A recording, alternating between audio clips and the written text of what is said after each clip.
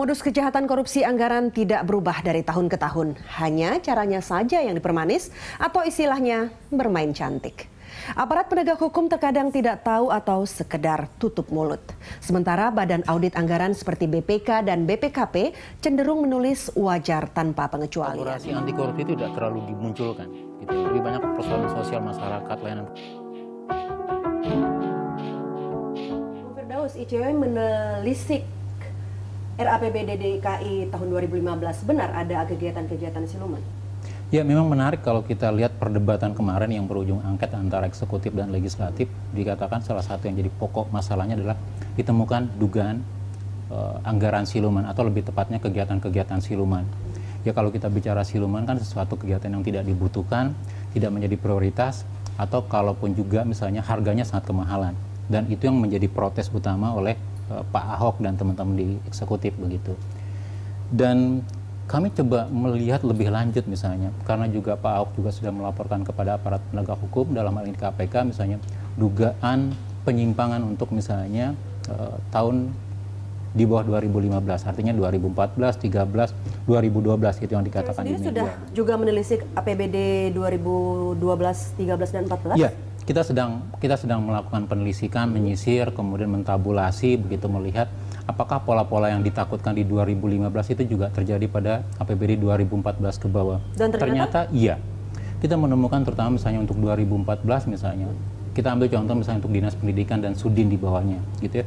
Ternyata misalnya untuk pengadaan UPS, pengadaan misalnya modul interaktif atau sertifikat internasional itu sangat banyak sekali. Sebagai contoh begini, Mbak Rike, gitu ya. Kalau kita lihat misalnya, kan dikatakan untuk Jakarta Barat dan Jakarta Pusat itu kan ada 49 paket UPS dan itu dilaksanakan oleh 39 rekanan atau perusahaan. Nah, kami coba lihat misalnya terutama dalam website LPSC DKI Jakarta misalnya, dari 39 rekanan ini ternyata mereka sudah memenangkan 169 pekerjaan, 196 pekerjaan. Pekerjaan untuk menyediakan UPS? Tidak hanya UPS, tetapi yang berasal dari Pemda DKI Jakarta. Yang berasal dari Pemda. Dan jadi hampir 200 proyek dibagi-bagi untuk 39. Betul, dan nilainya itu 875 miliar begitu. Artinya apa? Kalau kita lihat dari misalnya teman-teman media juga sedang melakukan konfirmasi misalnya, tracking, penelusuran misalnya.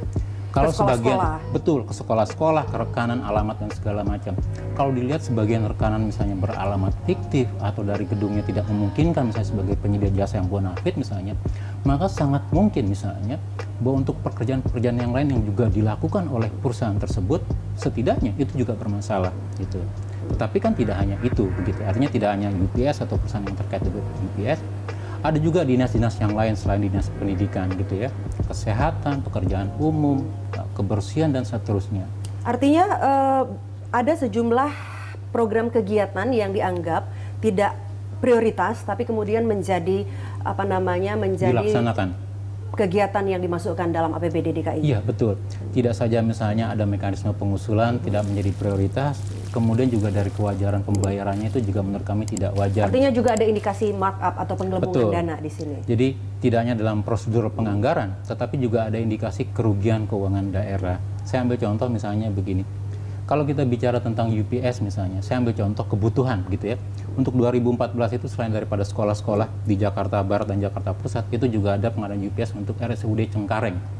Kalau kita bicara kebutuhan, siapa sih yang paling membutuhkan daya yang stabil dan segala macam? Rumah sakit tentu akan membutuhkan lebih besar dibandingkan dengan satu sekolah. Betul. Misalnya. Ternyata misalnya dari realisasinya untuk RSUD Cengkareng pada tahun 2014 itu hanya 1,4 miliar. Dibandingkan dengan sekolah yang 5,9 miliar, hampir 6 miliar. Artinya apa? Dari situ saja kita sudah melihat misalnya ada dugaan permainan tanda kutip yang berimplikasi misalnya kepada memahalkan harga, kemudian memarkup dari sisi kuantitas dan kualitas barang. Nah, pertanyaan kita misalnya, siapa sih kira-kira yang bermain di balik kegiatan yang kita katakan sebagai kegiatan siluman ini yang berimplikasi kepada kerugian negara? Apakah hanya sekedar legislatif, dalam hal ini oknum DPR atau partai politik, atau juga eksekutif, atau bahkan mungkin misalnya pihak ketiga, atau bahkan kombinasi atau kerjasama antara ketiga pihak. Permufakatan jahat lah di antara semua. Untuk APBD 2015 ini DKI Jakarta kan menganggarkan 73 triliun. Nah, kira-kira kalau sejauh ini temuan ICW Berapa banyak sih program kegiatan yang dianggap tidak prioritas sehingga bisa dicurigai ada indikasi siluman tadi? Ya, untuk sementara kami menduga misalnya untuk 2015 ya, mata kegiatan yang kita anggap siluman, tidak prioritas ataupun juga tidak wajar harganya, itu bisa ribuan. Karena dari puluhan ribu kegiatan. Betul, gitu. Karena dalam satu SKPD itu bisa beberapa ribu bahkan ratusan gitu ya. Nah, artinya ini menjadi pertanyaan besar sekarang bahwa gitu ya, satu sisi ada keinginan pemerintah daerah, terutama Pak Ahok misalnya, untuk membuat anggaran itu lebih transparan dan akuntabel, membuat anggaran kepentingan publik untuk DKI itu benar-benar dirasakan oleh publik. Tetapi di sisi lain kita merasakan misalnya juga ada hambatan. Saya tidak menyebutkan misalnya persoalan hambatan itu hanya pada sisi legislatif atau DPRD, tetapi juga mungkin di SKPD-nya gitu. Nah, jadi di para birokrat. Betul, gitu, betul. Nah, pertanyaannya kemudian adalah siapa yang bermain jika betul ada indikasi siluman-siluman ini? Ya, kalau kita mau lihat lebih jauh misalnya, kan tentu anggaran itu disusun dari rencana kerja pemerintah menengah 5 tahunan begitu ya. Kemudian setiap tahun dibahas, artinya dibahas antara eksekutif dan legislatif. Kemudian kan ditentukan misalnya bahwa kebutuhan itu juga berangkat dari kebutuhan di bawah misalnya.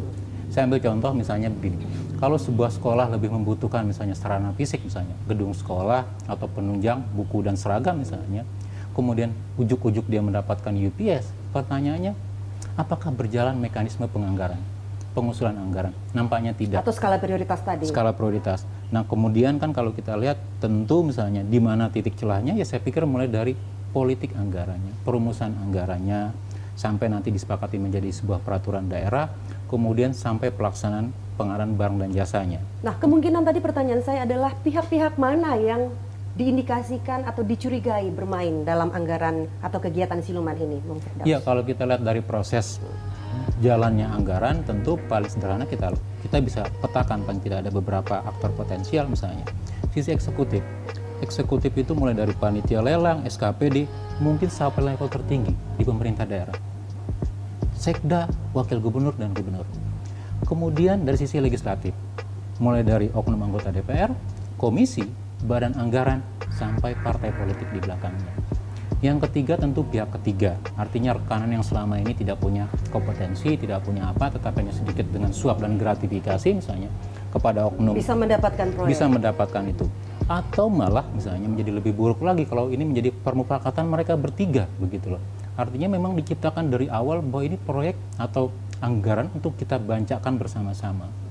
Dan saya pikir ini nampaknya akan menjadi catatan penting ya untuk aparat penegak hukum begitu ya, terutama karena memang sudah dilaporkan kepada KPK misalnya, untuk melihat secara holistik kira-kira untuk APBD DKI Jakarta yang sudah berjalan berarti 2014 ke bawah, ini kira-kira peta dan pola korupsinya seperti apa? Siapa saja yang diuntungkan dengan misalnya ya kelemahan pengawasan, tidak berjalannya fungsi-fungsi audit, tidak berjalannya fungsi penegakan hukum, sehingga kita akan mendapatkan peta besarnya. Baik, Bung Firdaus, terima kasih telah berbincang dan berbagi informasi bersama kami. Sama-sama. Ya, pemirsa, demikian Firdaus Ilyas dari ICW, saya Rika Amru untuk